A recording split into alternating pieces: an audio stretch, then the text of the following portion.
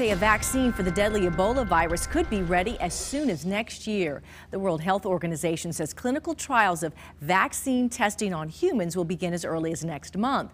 Nearly 1,000 people have died from Ebola since March, and the outbreak is showing no signs of letting up.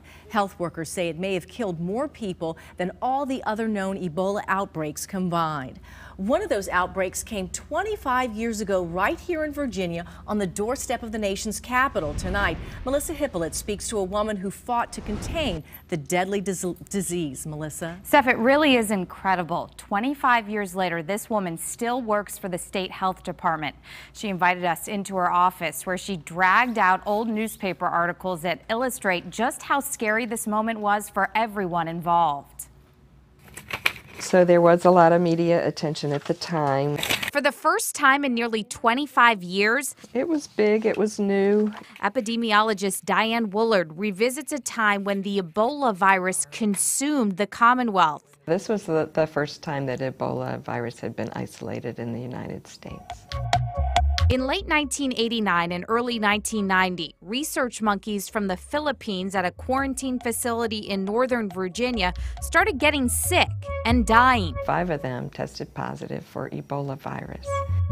Even more shocking, 4 humans working with those monkeys tested positive for Ebola too. Their blood showed that they'd been exposed to Ebola virus. For 3 weeks, Woolard and others monitored those workers to see if they would get sick.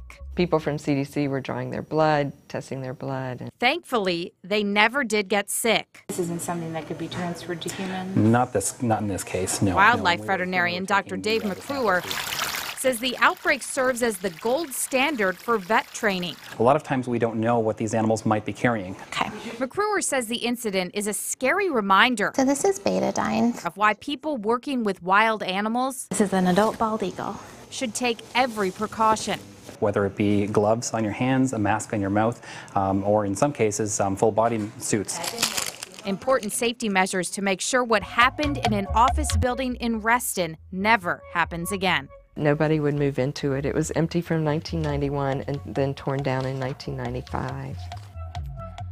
Now, what is now known as the Ebola Reston virus is a different strain from the Ebola virus hitting Africa right now. Reston Ebola did not make people sick, but as we know, the current strain in Africa is killing them. In the studio tonight, Melissa Hipolit, CBS 6.